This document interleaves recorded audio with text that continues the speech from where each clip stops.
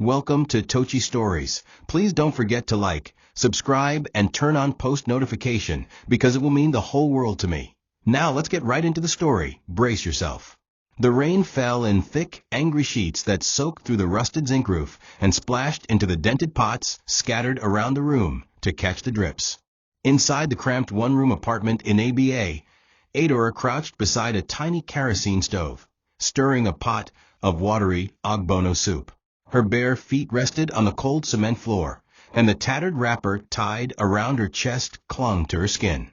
Mama Ada returned just as thunder roared. She was drenched to the bone, her wrapper stuck to her frail frame, but her trembling hands clutched a crumpled brown envelope. "NNE. It has come," she shouted, her voice breaking with a mixture of exhaustion and joy. Adora turned, confused, and took the envelope with shaking hands. As she pulled out the letter and saw the words admission offered, microbiology, University of Nigeria Nsukka, her eyes welled with tears. She looked up at her mother, who had dropped to her knees in the puddle at the entrance, lifting her hands to heaven as rain beat down on her graying head.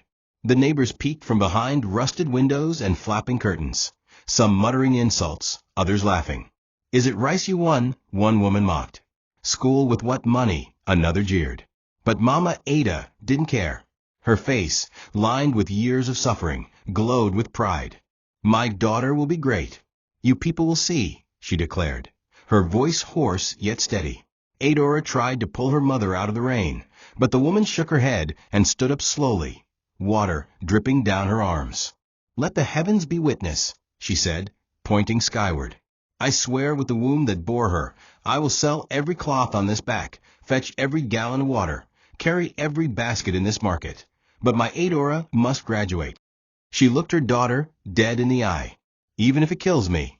That moment sealed something between them, a vow etched not in ink, but in pain, sacrifice, and the wild hope of the poor.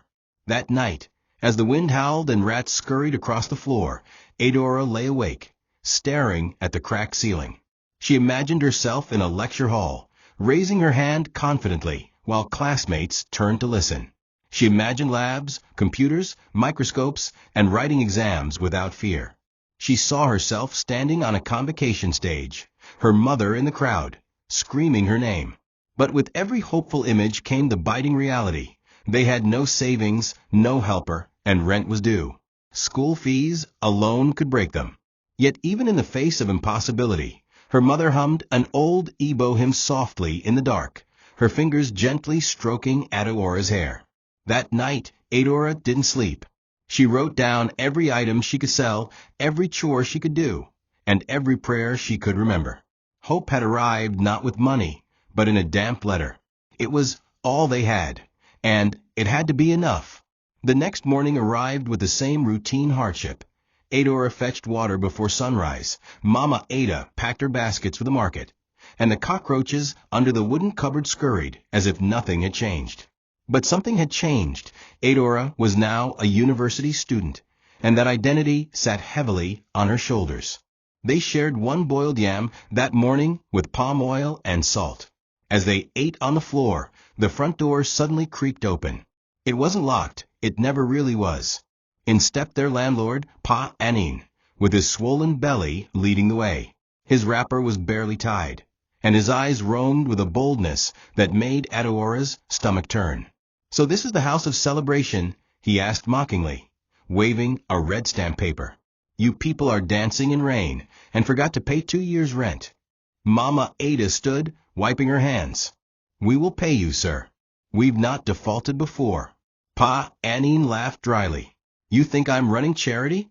I hear say you get admission," he said, turning to Adora and licking his lips subtly. "Congratulations. You're growing up nicely, ripe and ready. If your mama can't pay, maybe you can find another way to balance things." The words hung in the air like poison. Adora stared in disbelief, while Mama Ada's hands trembled with rage. "Don't you dare," she spat. "She's my child, not your market woman." Pa Anin shrugged, pretending innocence. "Woman, no need to shout. I'm only offering options. 2 years' rent, either cash or kindness. 1 week." He turned and left, but not without glancing at Adora again, his smile foul with meaning. The silence after his exit was unbearable. Mama Ada sat down slowly, tears slipping down her face. "It's starting," she whispered. "You will have to fight, Adora. You will have to fight to stay clean in a dirty world." Later that day, Adora folded the rent notice and tucked it into her biology textbook. She couldn't bear to throw it away. It was a reminder of what was at stake. As she walked to the market to help her mother, whispers trailed behind her. Some admired her beauty, others sneered at her ambitions. A boy tried to call her schoolgirl with mocking affection, but she ignored him. That evening they did calculations: school fees, accommodation, books, food, rent, impossible numbers. Mama Ada paced back and forth muttering prayers. "Jehovah Jireh, provide. Let me not bury my child with my own hands." She suddenly paused and said, "Maybe. I'll borrow from those women in the market, even if I pay in pain." Adora hugged her mother tightly. "I'll work too, Mama. Weekends, nights, anything. I just need to get to that school. I'll carry this dream for both of us." The first day at the University of Nigeria was everything Adora imagined and more. Large buildings, distant murmurs of busy students, and the choking smell of hostile toilets mixed with perfume and sweat. The campus buzzed like a swarm of ambition. Adora wore her only decent gown, a blue fitted dress Mama Ada had sewn from leftover fabric. She had used starch and charcoal iron to make it crisp. With a borrowed handbag and used sandals, she stepped into the lecture theater, head high but heart pounding. As students poured in, laughing and chatting, she felt like an intruder in a movie set. Someone bumped into her and called her village girl, but she ignored it. She sat near the front, pulled out her new jotter, and waited for her first lecturer. The lecturer, a tall woman in glasses, introduced the course and began asking questions. "Who can define microbiology?" she challenged. No one moved. Adora raised her hand. Heads turned. "Microbiology is the study of microscopic organisms, including bacteria, viruses, fungi, and protozoa," she said clearly. A few students chuckled, others raised brows. The lecturer smiled. "Correct. What's your name?" "Adora Okoye," she replied. The name echoed through the hall. Behind her a boy, slim, dark, with glasses and a neat haircut, whispered, "Brilliant and beautiful? Double threat." It was Chuka. He scribbled a note and slipped it into her bag when she wasn't looking. Later, she would find it. Don't let them dim your light. Ever. But behind her in the corner, another pair of eyes watched quietly. Mr. I.B., her level coordinator, noting how her presence filled the room. After lectures, Adora struggled to find her hostel bed space, a rusted bunk in a poorly ventilated room with 3 other girls. Her roommate Ngozi greeted her with curiosity and warmth. "You're the girl that answered Professor Stella's question, right?" she asked. Sharp babe. They laughed and bonded instantly. But that night, as they lay in the heat and noise of hostel life, Ngozi warned her gently. "Be careful, Ada. You're too fine, too smart. These lecturers? They love to break girls like you, then dump you." Adora looked up at the fan that didn't spin and whispered to herself, "I will not fall. I will not fail. Mama didn't come this far for me to lose." Adora had barely adjusted to the rhythm of campus life when the cracks in the system began to show. One of her core practicals, bacterial growth analysis, was a course she had devoted nights to. She'd borrowed a lab coat, watched tutorial videos late into the night on a borrowed phone, and even partnered with a top-performing male student for the assessment. But when the results came out, she froze. D. She blinked again, searching for her name. Maybe it was a mistake. The same Adora who had led the presentation and explained every slide now had a grade barely fit for repeat. Panic surged through her chest. "Maybe it's a mix-up," she muttered, her throat tightening. After class, she approached the course lecturer, a portly man in suspenders who smelled of stale cigarettes and cologne. "Sir, please, my grade," she said quietly. He peered at her, without interest, and waved her into his office. Inside, the air was colder, quieter, and laced with silent power. He looked over her script briefly, then tossed it aside. "You're a smart girl, Adora. But this is the real world. The kind where grades aren't just about intellect. He leaned back in his chair, tapping his fingers together slowly. Come see me after lectures. We'll talk. His tone dripped with hidden implication, his gaze lingering far too long on her body. Adeora's stomach turned. She swallowed hard and stepped back. Sir, I only want to understand the mistake. I worked very hard, she insisted. But the man only chuckled, a slow, disgusting sound. Then work hard to correct it, Adora. This school is not Sunday school. She left his office numb, her feet dragging through the hallway, her vision blurred with disbelief. She had heard whispers before, seen how girls wore short skirts and left lecturers' offices smiling. But she never thought it would come to her, never imagined she'd be faced with it so soon.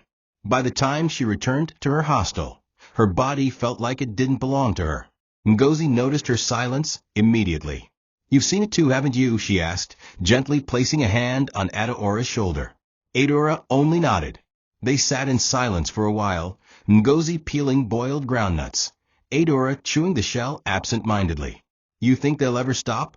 Adora finally asked, her voice barely a whisper. No, Ngozi replied. But you can survive them. You don't have to sell yourself. Just be smart. Document things. Avoid being alone with them. And pray.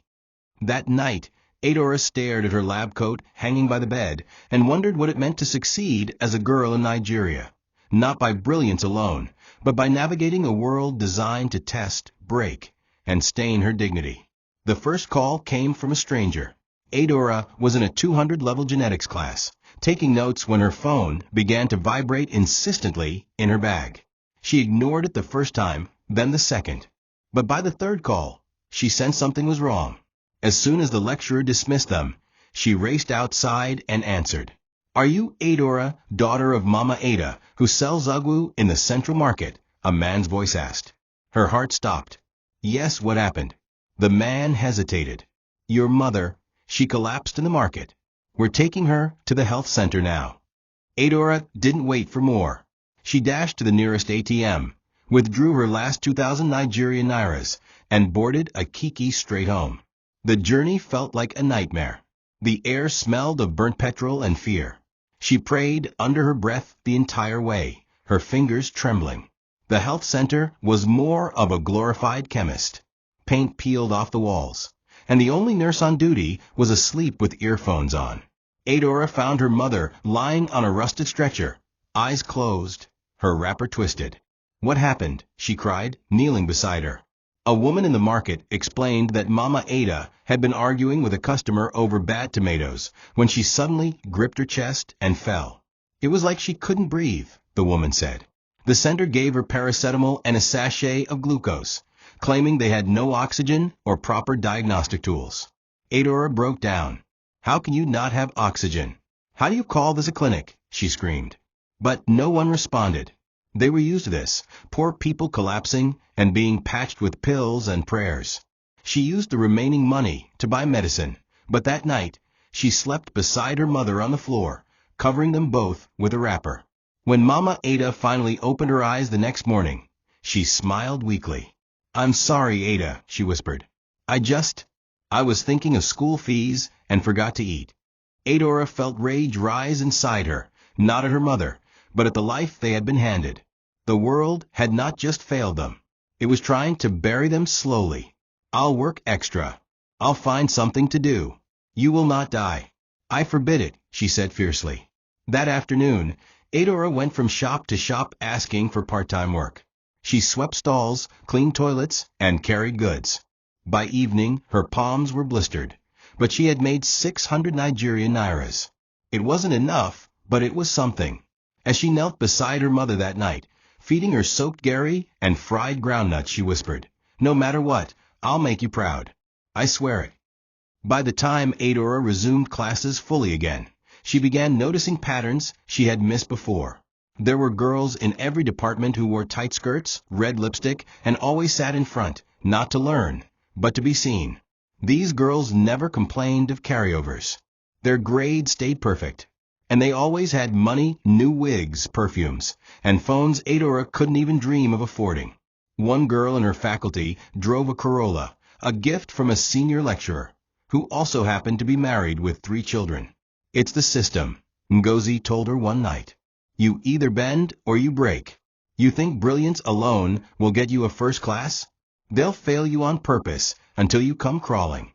Adora refused to accept it. She stayed up late in the faculty reading room, used borrowed books from Chuka, and refused every ride or dinner invitation. But it wasn't long before the whispers began. "That Adora, she thinks she's better than us. She's proud. Let's see how long she lasts before she spreads her legs too." She even overheard a group of boys joking.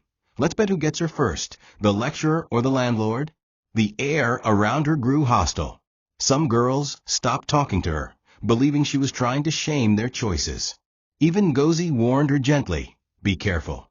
You're drawing too much attention, and attention is dangerous in this school." Adora felt like she was walking on a minefield, where any wrong step could explode everything she had worked for. Still, she pressed on. But the stress was growing. Her mother's medications weren't cheap. The landlord had returned twice, banging on their door and calling her stingy. And her grades, while decent, had started dropping in Mr. IB's course. One day, after a test, he called her aside and said, "You used to be brighter. Are you distracted?" She forced a smile and said no. He leaned in and whispered, "Maybe you need someone to mentor you. My office is always open." She walked away without replying. That night, she cried into her pillow, clinging to her mother's scarf like a shield. The battle wasn't just academic anymore. It was spiritual, emotional, and it was only beginning. The eviction didn't come with a formal letter or legal protocol. It came with kicks on the door and the booming voice of Pa Anine echoing through the compound like a war drum.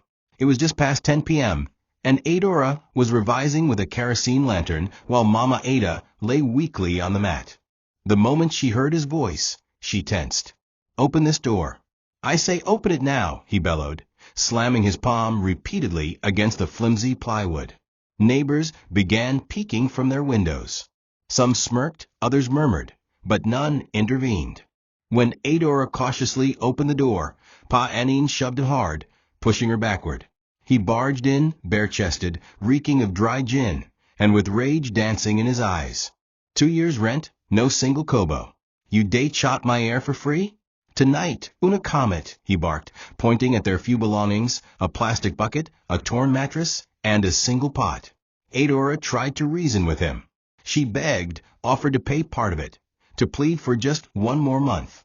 But he laughed bitterly. "You day beg now, but when I talk make you be my personal tenant, you form Holy Mary. See how your fine body day waste inside this one room," he said, licking his lips. As he took a step toward her, something in Mama Ada snapped.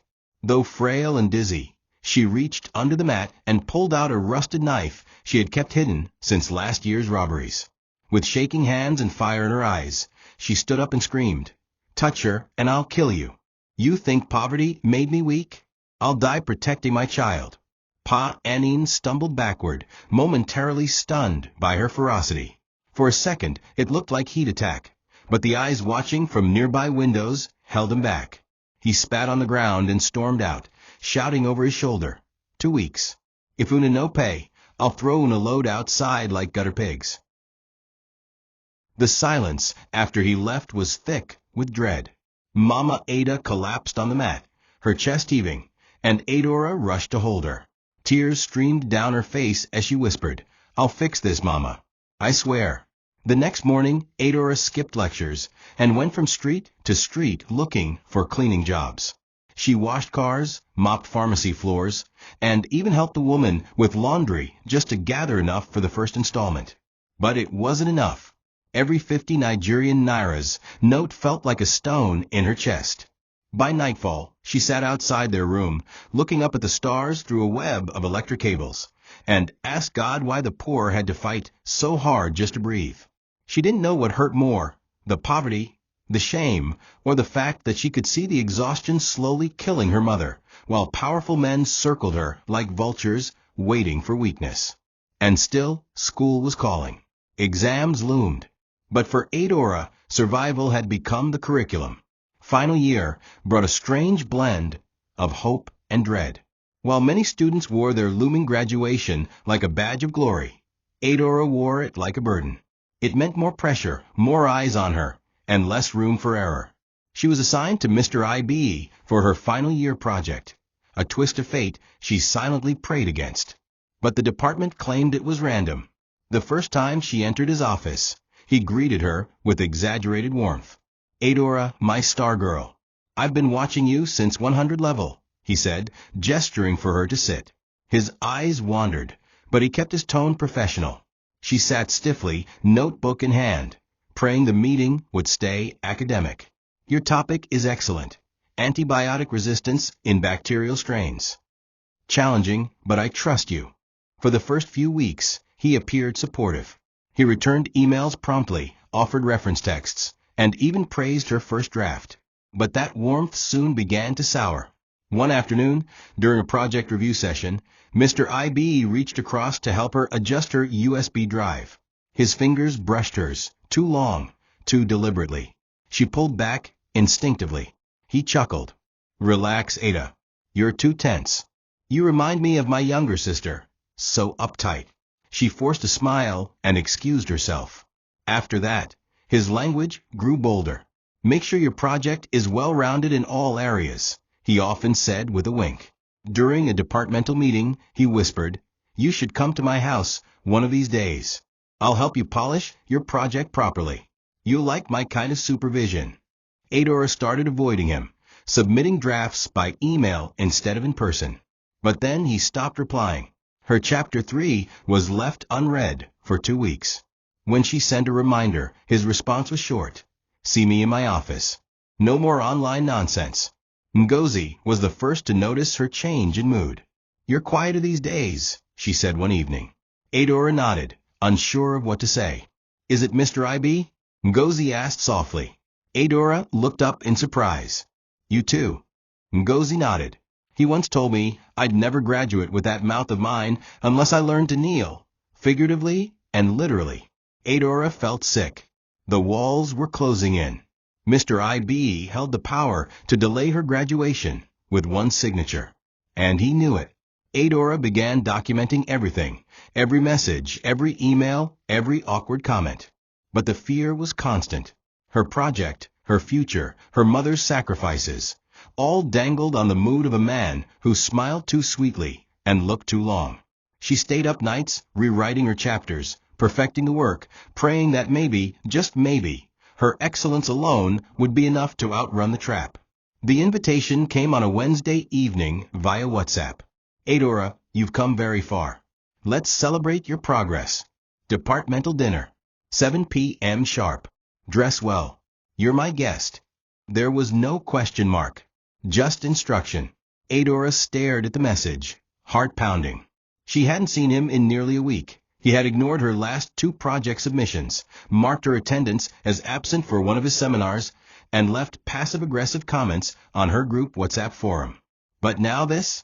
A private dinner masquerading as departmental celebration?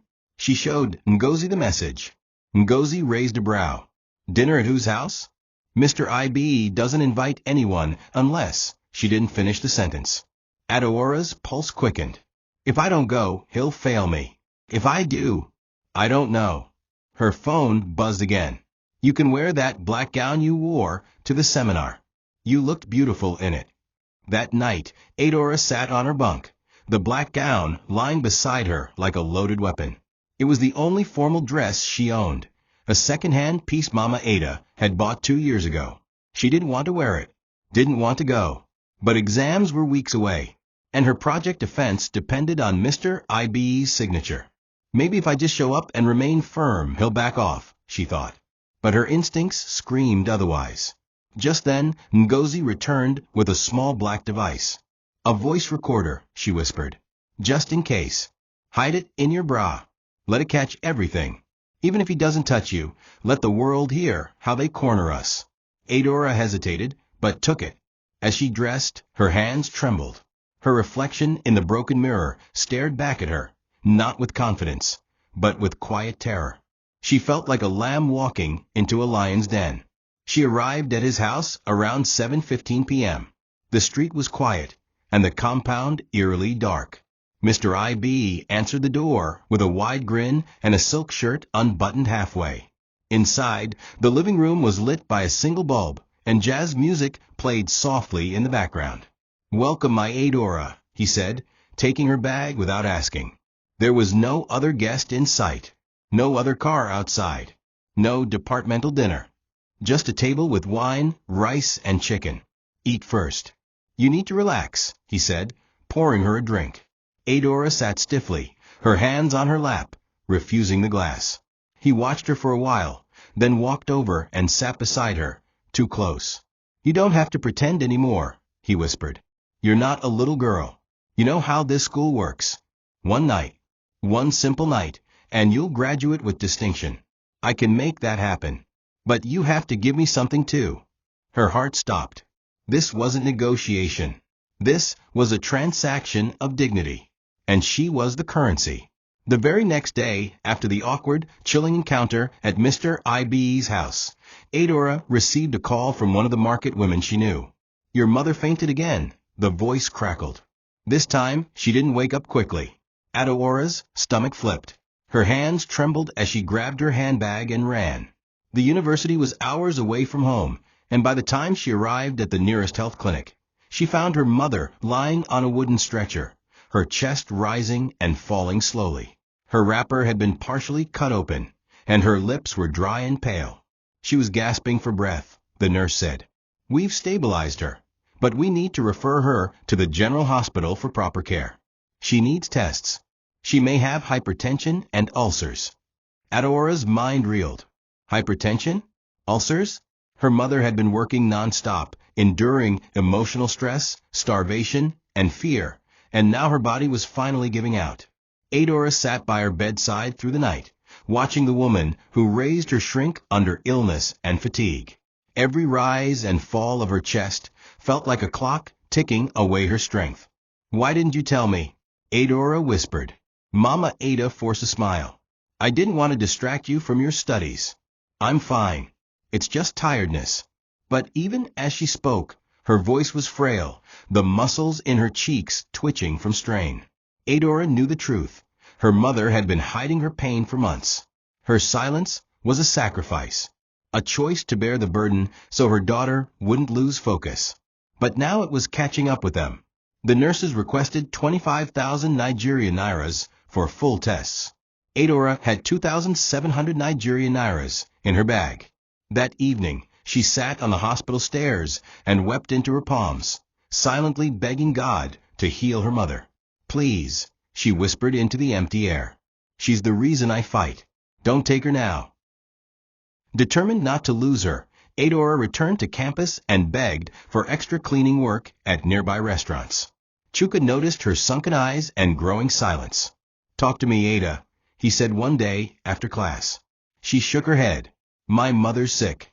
Rent is unpaid. Mr. I.B. is threatening me. I'm barely holding on." He reached into his bag and pulled out an envelope. "I saved part of my internship stipend.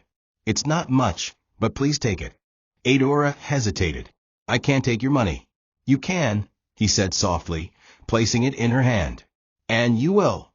That night, Adora used the money to begin her mother's diagnosis.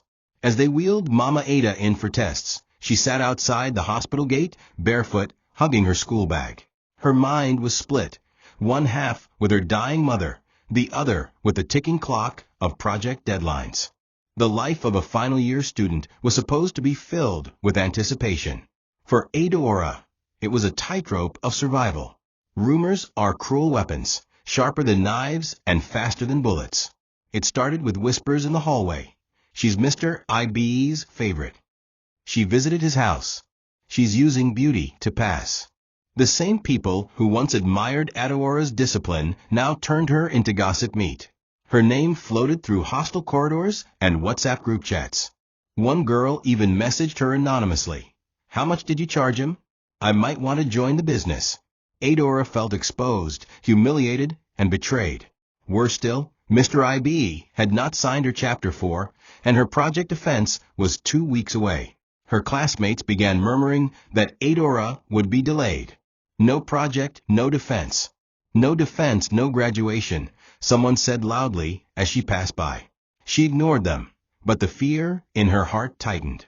What if she had already lost? She confronted Mr. IB in his office, her voice trembling. Sir, I submitted Chapter 4. You've not approved anything since the last draft. He leaned back in his chair, smiling lazily. You didn't follow instructions, he said. I told you. No more email submissions. We need to discuss your work in person. If you're not serious, I can't help you. Adora clenched her fists. Please, sir. I've worked hard. Don't punish me like this. He leaned forward, tapping the desk. Life is about decisions, Adora. I made mine. Make yours. You want that defense date? You know where to find me. She stormed out, her chest burning. In that moment, she realized this wasn't about academic standards. This was about power, a game played by men who knew they could fail you without reason and smile while doing it. That evening, Adora returned to the hostel shaking with rage. Ngozi found her curled in bed, gripping her phone so tightly her knuckles turned white. She poured everything out. The failed chapters, the silence, the threats, the insinuations. Ngozi sat beside her, listening quietly. Then she stood up and opened her drawer. I've seen too many girls fall, she said. But I've also learned how to fight. From the drawer, she pulled out a black pen recorder and a tiny flash drive. If you ever go back to that house, for whatever reason, carry this. Adora stared at it. I can't, she whispered. I'll be confirming their rumors. Ngozi's voice was firm. Let them talk. Let the world talk. But if he dares lay a hand on you again, we'll have his words, his voice, his guilt. We'll have the truth. Adora took the device slowly. Her hands trembled. Her soul felt tired. But something inside her, some buried ember of fight, lit up again. The night before project submission was not filled with excitement or relief. It was filled with dread, anxiety, and a soul-crushing choice. Adora sat in the corner of her hostel room, the recorder device hidden inside her bra, her phone fully charged, and her documents in a brown envelope. The text from Mr. IB had arrived just before sunset. Tonight is your last chance. If I don't sign, you're off the list. My house. 9 p.m. Come alone. Adora stared at the message for over an hour, praying it was a bad dream. Her mind played out every possibility, failing her defense, repeating the year, watching her mother cry from a hospital bed, carrying shame for a degree she may never hold. Then, on the other side, it whispered another fear, walking into a predator's den, alone, vulnerable, and desperate. Either way, she was losing something. Either way, her soul would bear a scar. Mama Ada's voice rang in her memory. Even if you don't graduate, keep your dignity. But Adora had reached a point where dignity felt like a luxury she could no longer afford. She looked at her project chapters, stacked neatly beside her, and felt the weight of 4 years pressing against her chest. She had labored, cried, studied through hunger, and watched her mother nearly die for this moment. She hadn't come this far to walk away. So she stood, fixed her hair in a tight bun, and slipped into a long gown, not for beauty, but for armor. Ngozi helped her fix the pinhole recorder just under her collar. Keep calm, she whispered. And press this once you enter. Don't show emotion. Let it roll. Adora nodded, her heart pounding like thunder. As she stepped out into the dark street, each footstep felt like a funeral march. The walk to Mr. IB's house was slow and quiet. The campus was nearly deserted, save for a few couples and late-night readers. She reached his gate at exactly 8:58 p.m., stood still for a minute, then knocked. The gate creaked open almost immediately. He wore a smug smile, a silk shirt half-buttoned, and cologne strong enough to choke. You came, he said with a smirk. I knew you would. Adora said nothing. She stepped in, scanned the room, and silently pressed the recorder button beneath her collar. What happened in the next hour would haunt her forever. The tension, the offers, the laughter, the cruelty, and the betrayal of a man entrusted to nurture minds. But she had come prepared not to submit her body, but to collect evidence. to take back control. Her dignity may have been bruised by his words, but she still had a weapon. And by the time she left his house that night, bruised and broken, her recorder carried the truth, raw, unfiltered, and damning. Adora could barely feel her legs as she stepped outside Mr. IB's house. Her sandals scraped the earth as she walked, but her mind had gone quiet, numb, detached from her body. She wasn't crying. The tears had dried halfway through the act. She had stared blankly at the ceiling while he pinned her wrist to the bed, whispering things she didn't want to hear, smelling of wine and entitlement. It wasn't rage she felt afterward. It was something deeper, colder, like her soul had left the room and watched the entire thing from above. When he finished, he handed her a tissue, zipped up, and casually said, "Now you can graduate with peace of mind." Adora stood, dressed slowly, and walked out without a word. The recorder in her bra had captured everything. His voice, his threats, his final, damning words. But the price had already been paid, with her body, her dignity, and the ghost that would live inside her forever. She didn't go back to the hostel that night. She went straight to the health center where her mother lay asleep. She stood at the doorway for minutes, watching Mama Ada's chest rise and fall peacefully.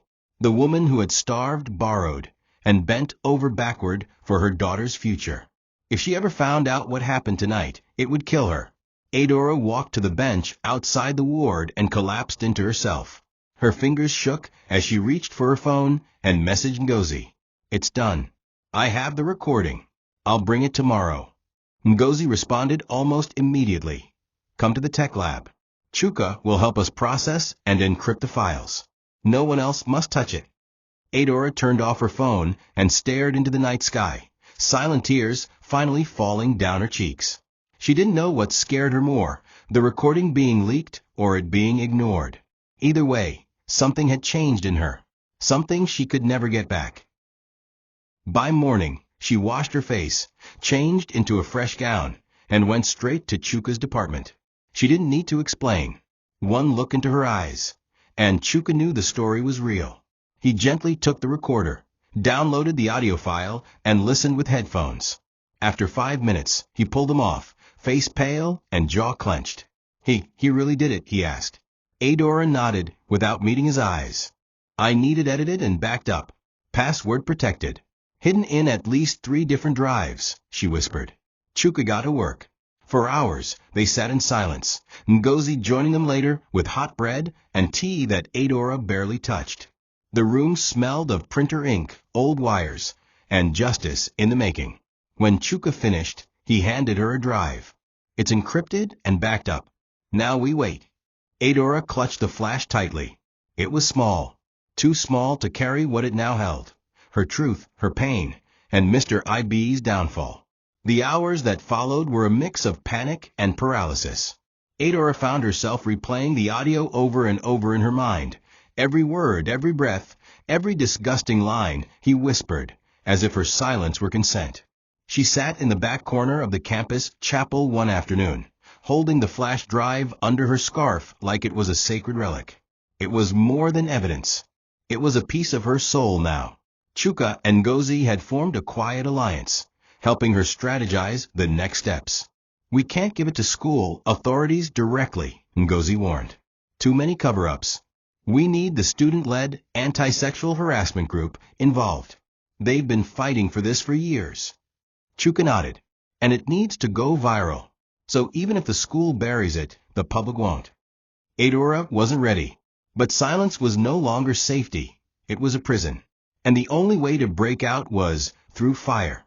The following evening, they arranged a secret meeting with the ASH group leaders. It was held in a small room inside the campus press club office. 2 girls and 1 final-year law student sat with laptops and notepads, listening to Adora's story with stiff faces and shaking hands. When she handed them the flash drive and they played the recording, the room went deathly quiet.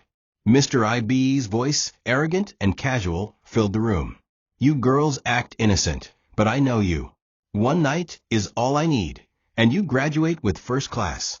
Then the rustling, the gasps, the moment her voice trembled, "Please, sir, don't," followed by silence, then his breathing, and finally his chilling words, "Now you can go and face your exams with peace of mind." When the audio ended, no one moved for several seconds. One of the girls started crying.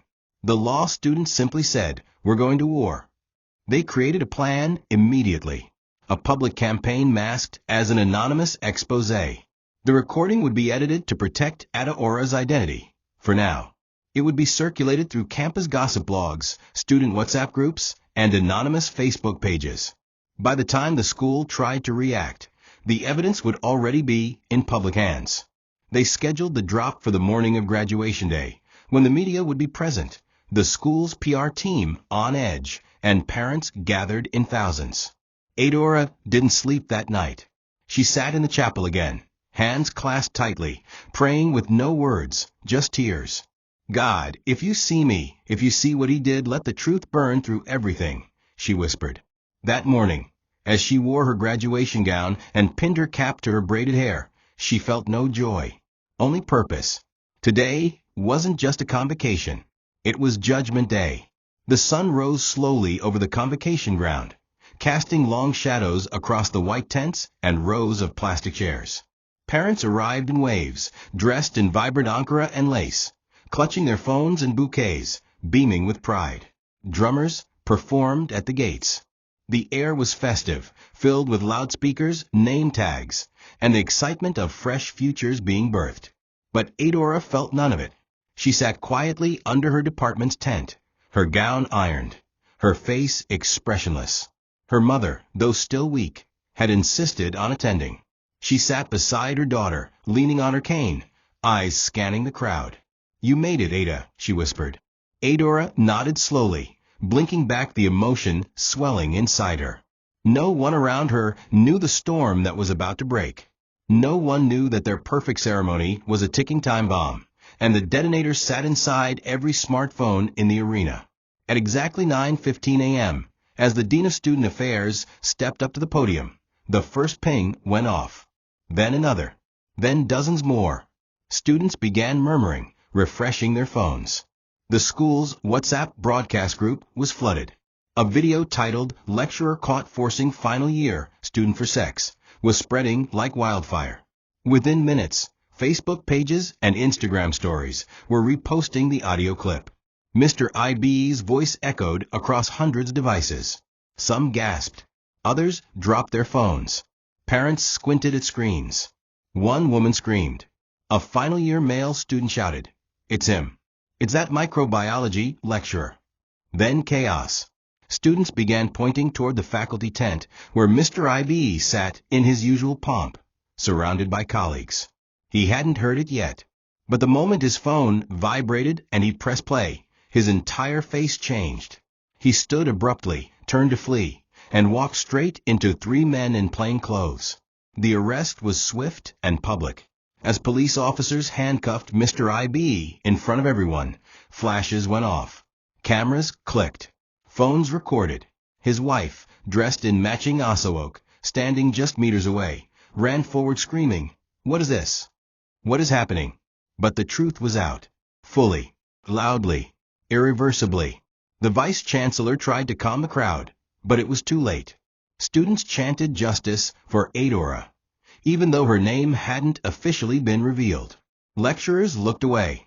Some staff fled. The school's image was in ruins. But Adora finally stood.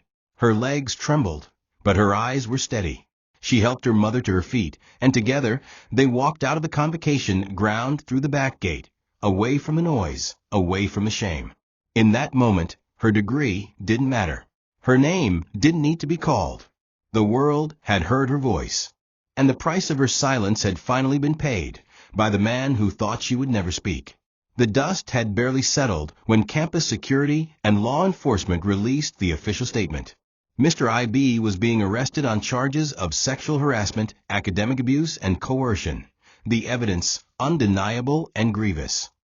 But it wasn't just the charges that shocked the university. It was the manner of his arrest, public, disgraceful, and caught live on over 100 mobile phones. By nightfall, Every major campus blog, local newspaper, and social media outlet was carrying the story. Lecturer arrested for forcing final year student to sleep with him for project approval. The headlines trended, the hashtags multiplied, and the comment section became a battlefield. Some applauding the student's bravery, others blaming her for not speaking up sooner. But what everyone agreed on was one thing. Mr. IB was finished. His family name dragged through mud. His past clean record shattered. His polished image now reduced to a mugshot circulating nationwide. Inside the police station, he screamed for a lawyer. He accused the arresting officers of conspiracy. "This is political. This is defamation," he barked. "Where's the girl? Who is she? Show me her face." But the officers weren't interested. They processed him like any other criminal. Fingerprints, photographs, questions. That night, he sat alone in a holding cell, shaking. For the first time, his power had failed him. No one came to visit. No one answered his calls. Even the HOD, who once boasted about his discipline and productivity, had deleted his number. His wife, humiliated before family and friends, packed her things and left with their children to her father's house. "You said you were a god," she told him before walking out. "Now you're just a naked man." The shame, like acid, began to eat away at him. And still, he didn't know the name of the girl who brought his empire down. That mystery tormented him more than the handcuffs. Back on campus, Adora was shielded by silence. The student-led anti-harassment group kept her identity confidential, respecting her choice not to go public, at least not yet. Her classmates whispered, speculated, and pointed fingers at the wrong people. Some accused other girls. Others defended random lecturers. But Adora stayed hidden, moving between the hospital and Ngozi's dorm room, where she now slept for safety. Her mother, unaware of the full depth of what happened, only knew something dark had tried to destroy her daughter. "God has fought for you," Mama Ada said, kissing her forehead gently. "I don't know what he did, but he covered your shame with light." Adora nodded, but inside she didn't feel victorious. She felt violated, dirty, hollow. But she also felt something else, power. Not the kind that crushes, but the kind that survives. And as the world turned its back on Mr. IB, she took her first breath in what felt like years, a breath that didn't carry fear. The university board called an emergency meeting 3 days after the arrest. What was meant to be a quiet convocation season had turned into a crisis. Donors were pulling out. Alumni were demanding answers. And the education ministry had sent a formal request for an internal review of the school's sexual harassment policies. For the first time in years, the vice-chancellor was visibly shaken. The student population was on fire. They gathered in clusters, staging mini-protests, waving cardboard signs that read, "Protect our girls, no degree is worth our bodies," and expose them all. The silence that once blanketed female suffering on campus had been pierced. And now, the flood was unstoppable. Several other students began anonymously submitting stories, evidence, screenshots, and emails of their experiences. A thread titled "Sex Remarks, Survivors Speak Out" trended for days.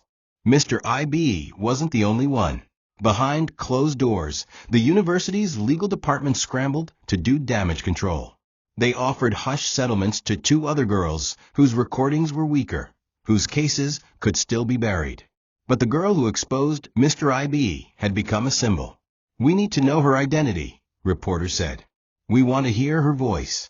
But Adora refused. Not out of cowardice, but self-preservation. She wasn't ready for the spotlight. It was Chuka who finally stepped forward on her behalf, standing before the campus radio microphone, voice steady. "She doesn't owe anyone her face," he said. "She gave you the truth. That should be enough." Ngozi, too, became a quiet heroine, organizing safe spaces for students, pushing the administration to sign off on a student protection bill. Change had finally begun to take root, and though Adora wasn't leading the parade, her shadow marched with every step they took. But justice wasn't just institutional, it was also emotional. Mr. IB's past students began recounting the things they'd buried. The suggestive comments, the invitations, the unexplained failures after refusing to cooperate. A girl from 3 years ago wrote anonymously. I had no proof then. But now I have peace. Because someone proved it. Those words touched Adora in a way nothing else had. She sat with them, printed them out, and pasted them on her wall. You proved it. That line became her healing balm. In time, her name would come out. It always does. But for now, she let the system reckon with its rot. She let Mr. IB rot in a prison cell he helped build, one victim at a time.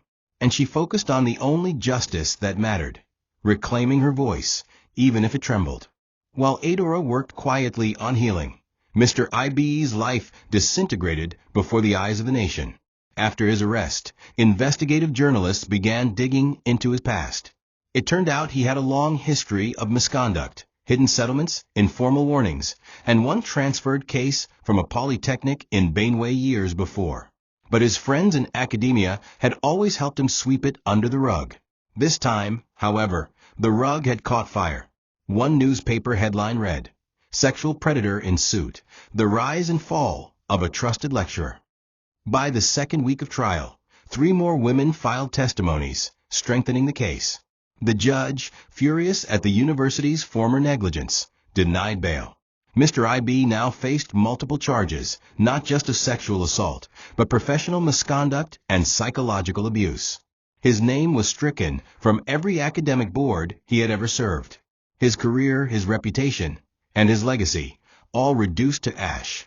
His home was vandalized by students who left graffiti on his compound wall. Predator, monster, rapist. Neighbors avoided his children. His wife filed for divorce, citing mental torture, deceit, and irreparable shame. His 2 sons were expelled from their private school, and no institution was willing to take them in.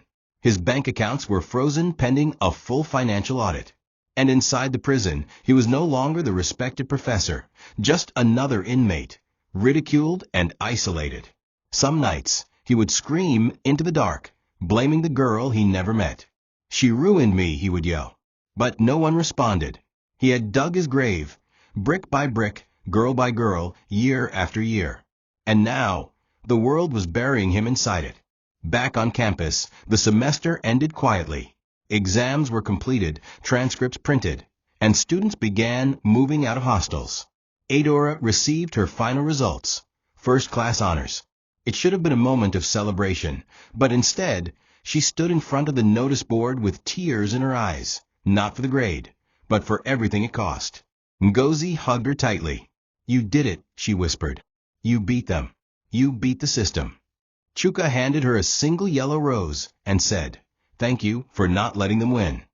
That evening, they sat under the tree near the science building, the same place Adora once used to cry silently after lectures. But this time, she wasn't weeping. She was resting. Resting in the quiet, in the justice, in the truth finally told. And in the ashes of a monster who once believed no one would ever say no. The official convocation had passed, but Adora's real graduation didn't happen under a canopy or on a stage. It happened in a quiet room at the Ministry of Women Affairs, 2 weeks after Mr. IBE's conviction. A closed-door event was held for survivors of sexual violence who had bravely come forward during the wave of student revelations.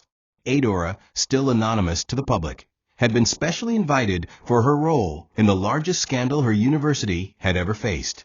When she stepped into the modest hall with her mother, they were greeted with applause, not the fake, forced kind offered at ceremonies, but a genuine, thunderous ovation that left her stunned. Government representatives, activists, and NGOs stood to their feet. Some had tears in their eyes. "You reminded us that courage doesn't need a face to shake a nation," one speaker said. And for the first time, Adora smiled fully, not because she was proud of surviving, but because her silence had protected her dignity, and her actions had inspired others to find their voices. During the event, she was handed a certificate of recognition and a scholarship, fully funded postgraduate study abroad, sponsored by a global organization that had followed her story closely.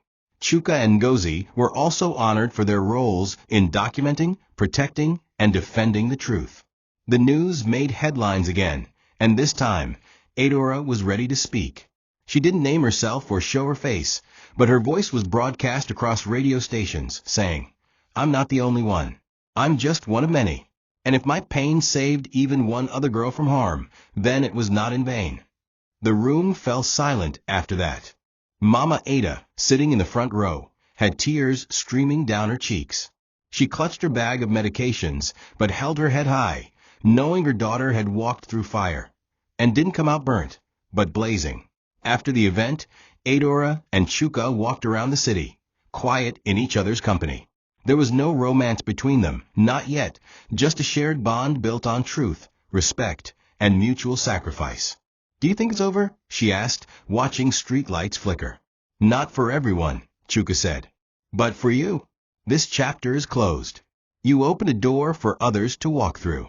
That's more than most people ever do in a lifetime." Adora didn't respond immediately. She stared at her reflection in a glass building. She still looked like the girl from before, the same eyes, the same hair. But inside, she was no longer small. She had grown teeth. She had grown wings. And when she finally returned home that night with her mother, she stood before the small cracked mirror and whispered to herself, "I am no one's prey. I am my mother's fight and my own redemption." 2 years passed. The wind still howled through the same cracked window. The neighborhood had changed a little. The houses were still crowded and noisy, but the people had softened toward the quiet girl who once fetched water before sunrise. Adora now stood in front of a small grave, dressed in a flowing brown wrapper and cream blouse, holding a bouquet of fresh lilies. Her mother had passed away peacefully in her sleep, just 6 months after Adora began her studies abroad. The doctors said it was cardiac failure, years of stress, untreated illness, and delayed care. But Adora knew her mother's heart had simply grown tired. And maybe, just maybe, it had finally let go because it knew Adora could now stand without her.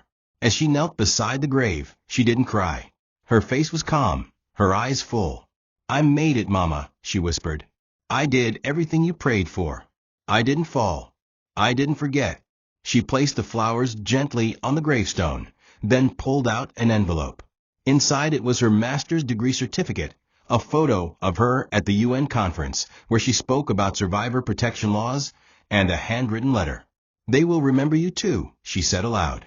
"Every step I take, every girl I defend, every law we help pass, it's because of you. Because you fought for me when the world mocked you. Because you starved so I could eat. Because you refused to let the world crush me before I had a chance to rise." A soft breeze blew through the cemetery, lifting the edge of her scarf. She smiled, not the broken smile of a girl who survived, but the assured smile of a woman who had finally reclaimed her life. And as she stood and walked away, it was without weight, only strength. Back in the car, Chuka waited quietly. He had flown in for the burial, kept his distance, and never asked for anything. But today he rolled down the window and said she would be proud, Ada. Adora nodded. She already was. As they drove off, the city shimmered around them, no longer a prison, but a promise. Adora was not the same girl who once walked barefoot to class, dodging predators and praying for light. She was now a woman with a voice, a mission, and a legacy. And somewhere, in another dark corner of the world, another girl was listening. Another girl was fighting. And thanks to Adora's story, she now believed that she too could survive, could fight, could speak, and still rise. Thank you for watching this video. What did you learn from this story? Drop it in the comments. Please make sure you like, comment, and subscribe to my YouTube channel TOCHI Stories for more.